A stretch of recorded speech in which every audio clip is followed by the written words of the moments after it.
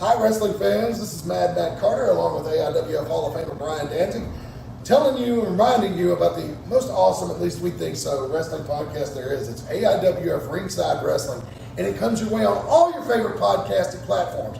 Apple, Spotify, iHeartRadio, just to name a few. Brian, they can also see it on YouTube, but the cool thing about our podcast, it's completely live and interactive every Sunday night on Facebook. Yeah, it certainly is, and we get into all the news of AIWF, WWE, TNA, all of it. We don't just cover AIWF. We cover the whole spectrum of wrestling. You can comment. You can put comments in there. We'll answer your questions. It's a great time, and sometimes. Most of the time we're talking about wrestling. Sometimes it goes off the rails, and that's just that. Sometimes that's even more entertaining. Yeah, that's part of the charm, I guess, of the show, right? So be sure to tune in anywhere you find your favorite podcast on the AIWF Ringside Wrestling YouTube channel, and of course on Facebook live on Sunday night for the most interactive wrestling podcast in the United States. It's AIWF Ringside Wrestling.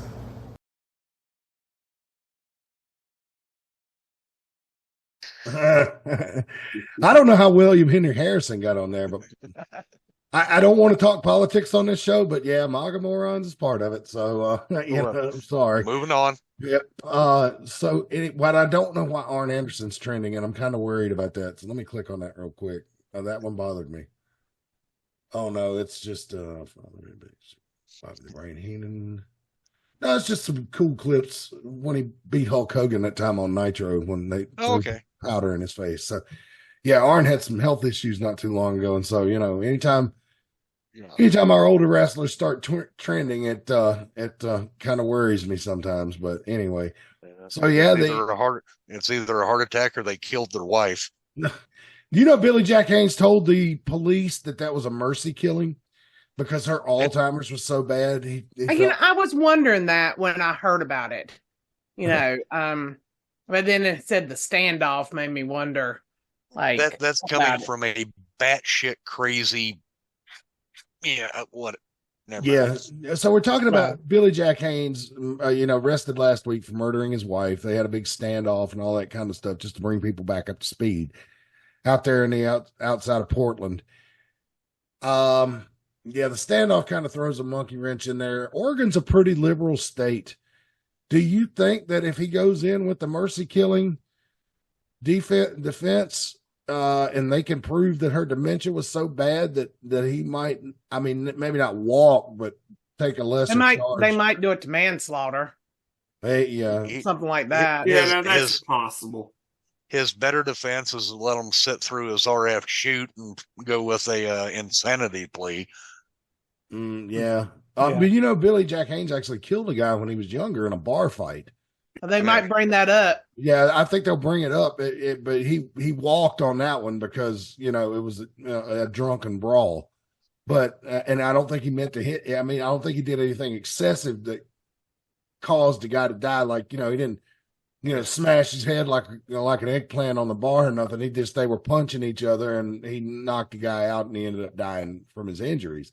Yeah. But that was before he got big into wrestling. But Dutch Mantell was saying on his podcast this week that Billy Jack always struck him as being kind of strange, but he was soft-spoken, very polite, but had a short fuse. If somebody ribbed him and got him riled up, he could turn violent on a drop of a dime or drop of a hat. Always the quiet ones.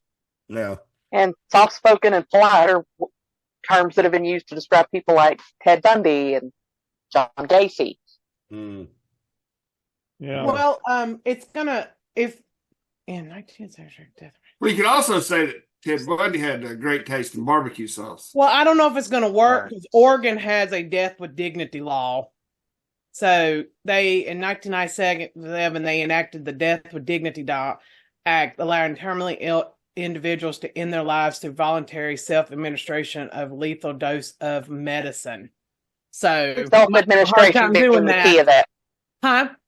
Self-administration being the key to that. Yeah, so that might hurt him if they've already got a law that, that she could have done it herself. Yeah, even though she has Alzheimer's, yeah. Right. I'm sure there's paperwork that you need to go through to be able to get it. Well, it's permission.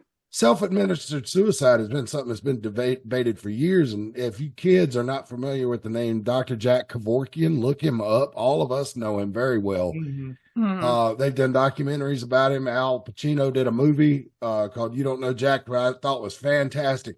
I never knew that side of it, that these people that would have come to him, they wouldn't do, they wouldn't grant, assist people with everybody with suicide.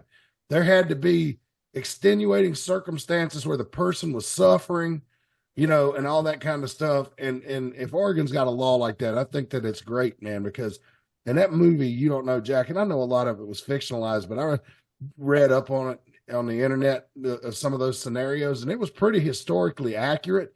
Like some of those people, man, were just suffering, but that's different. You're suffering, you have this terminal illness and you can't enjoy your quality of life.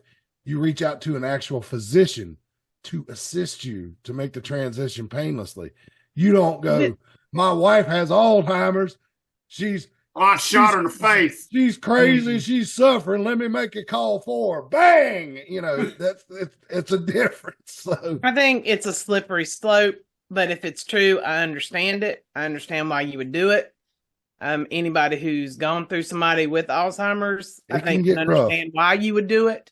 But, that's a whole political debate that I'm not going to get into on here. There was I had a cousin in my family that suffered from, he had a stroke and when he got older and then suffered from Alzheimer's.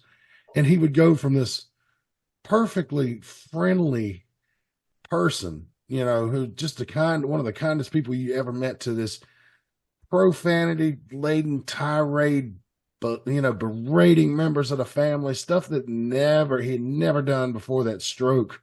And just like when somebody's brain goes with Alzheimer's, it's fucking terrible, man. It's terrible. It's awful. So I don't mean to depress everybody. I used to work with a home health care company, and one of the things that I did was I would go in and interview family members when they were setting home health services up for their families and things like that. And I remember I was talking to a woman whose mother was in advanced Alzheimer's at this point. She was not able to walk. She couldn't feed herself. She couldn't talk. Her existence was pretty much, she got up in the morning, they dressed her, they put her in a chair, turned the TV on, and she stayed there all day until somebody came and moved her and put her back in bed.